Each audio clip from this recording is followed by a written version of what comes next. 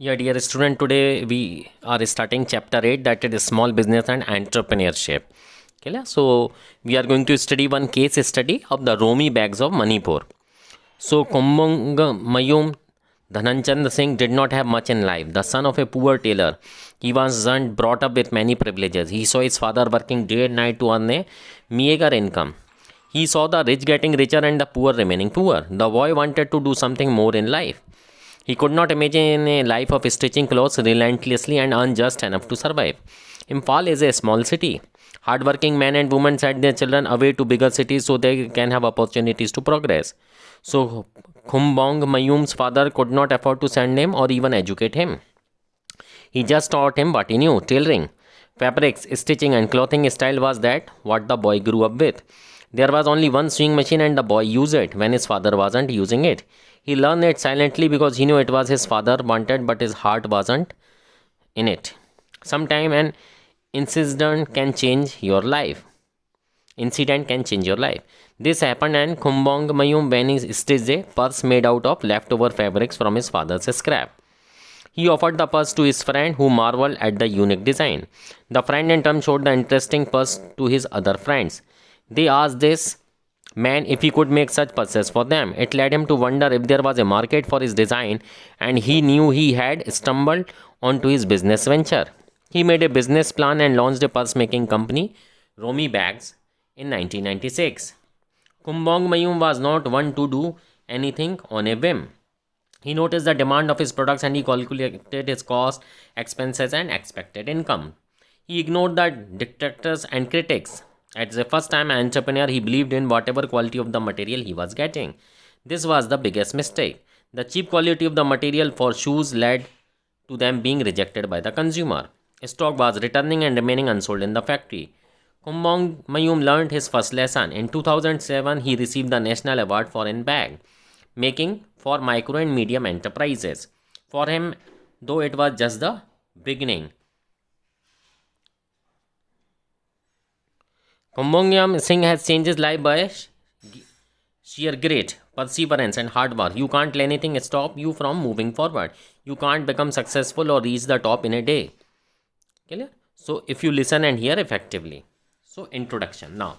So, small scale industries contribute significantly to the development process and act as a vital link in industrialization in terms of production and exports for economic prosperity by widening entrepreneurial base and use of the local raw materials and indigenous skills.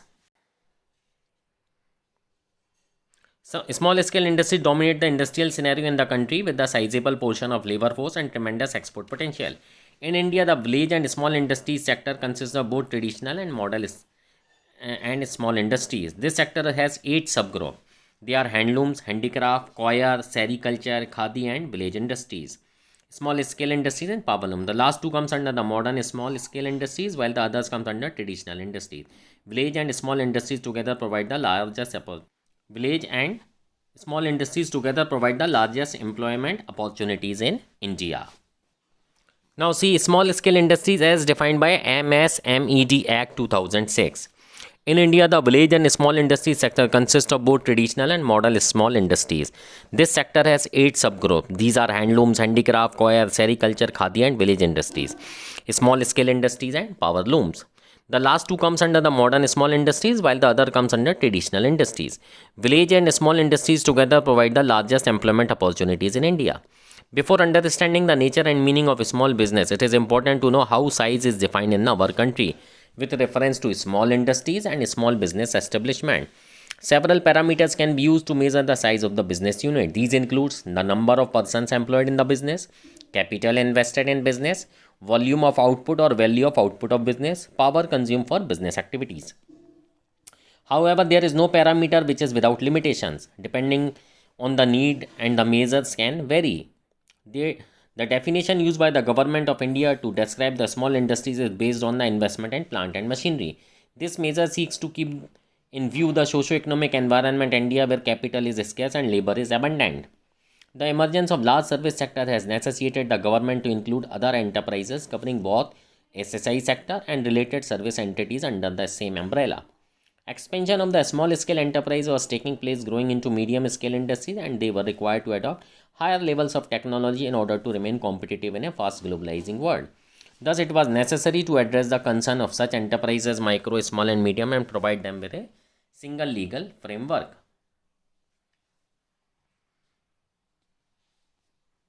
The Micro, Small, and Medium Enterprise Development Act 2006 addressed these issues relating to the definition, credit, marketing, and technology upgradation. Medium scale enterprise and service related enterprise also comes under the purview of this act. The MSMED Act 2006 came into the force well effective from October 2006. Accordingly, enterprises are classified into two major categories, that is manufacturing and services. Manufacturing enterprise. In case of the enterprise engaged in the manufacture or production of the goods pertaining to any industry specified in the first schedule to the Industrial Development and Innovation Act 1951, there are three types of enterprises. First is micro enterprise, where the investment in plant and machinery does not exceed 25 lakh. Small enterprises, where the investment in plant and machinery is more than 25 but does not exceed 5 crore. And medium enterprise, where the investment in plant and machinery is more than 5 crore but does not exceed 10 crore. So this is the limit set up by the MSMED Act 2006 for manufacturing enterprises. Now come the service enterprise. In case of enterprise engaged in providing or rendering of service, there are three types of enterprise. Micro enterprise, where the investment and equipment does not exceed the rupees 10 lakh. Small enterprise, where the investment and equipment is more than 10 lakh but not exceed 2 crore. Medium enterprise, where the investment and equipment is more than 2 crore but does not exceed 5 crore. This is the classification. Now see, what are the major industry groups in the small scale sector? First is food products, chemical and chemical products, basic metal industries, metal products, electrical machinery and part, rubber and plastic products, machinery and part except electrical goods, hosiery and garments, wool products, non-metallic mineral products, other services. Next, transportation equipment and parts, leather and leather products, miscellaneous manufacturing industries, beverages, tobacco and tobacco products, repair services, cotton textile, wool, silk, synthetic fiber and textiles, jute, hemp and masta textile, paper products and printing. So these are the major industry group in a small industry sector. Now see the role of small business in socio-economic development of India. So small scale industries in India enjoy distinct position in view of their contribution to the socio-economic development of the country. The following point highlight their contribution. First, output generation. Small industry in India contribute 40% of the gross industrial value added and 45% of the total export direct and indirect exports from India. Generation of employment.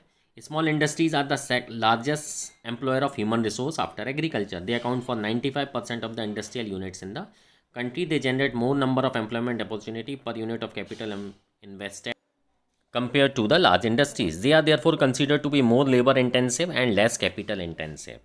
This is a boon for labor surplus country like India. Supply an enormous variety of products. Small industry in our country supply an enormous variety of products which include mass consumption goods, ready-made garments, hosiery goods, stationery items, soaps and detergent, domestic utensils, leather, plastic and rubber goods, processed foods and vegetables, wood and steel furniture, paints, varnishes, safety matches, etc.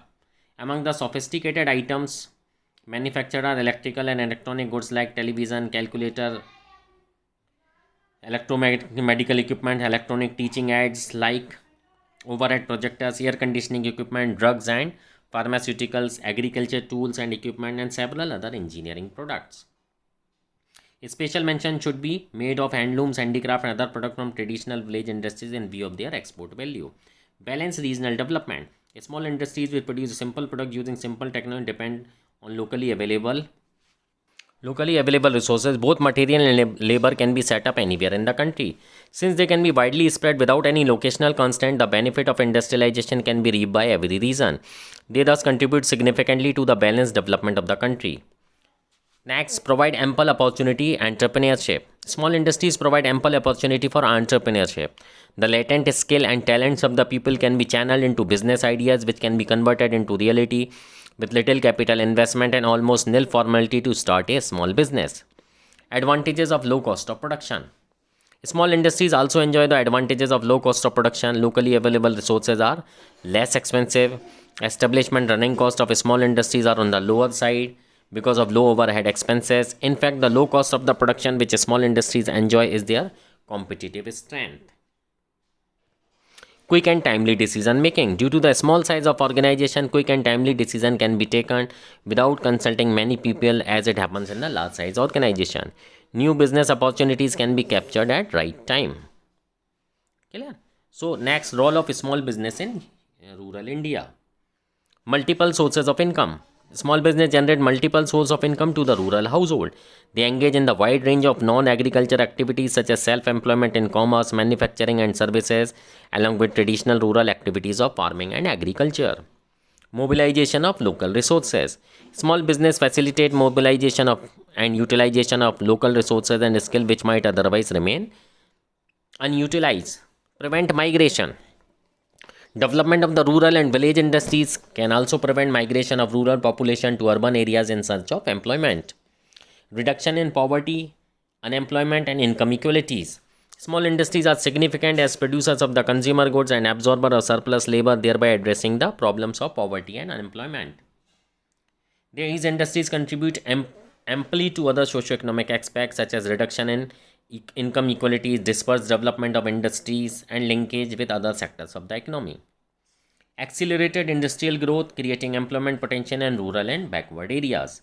Promotion of small-scale industries and rural industrialization has been considered by the Government of India as a powerful instrument for realizing the twin objectives. Twin objective of accelerated industrial growth and creating additional productive employment potential in rural and backward areas. So these are the role of small business in rural India, because as you know, our country is labor intensive, means labor is available in abundant while they are having less opportunities of good job. So small and medium enterprises act as providing financial facilities as well as the marketing facilities to the small scale business enterprise. I hope you have understood this.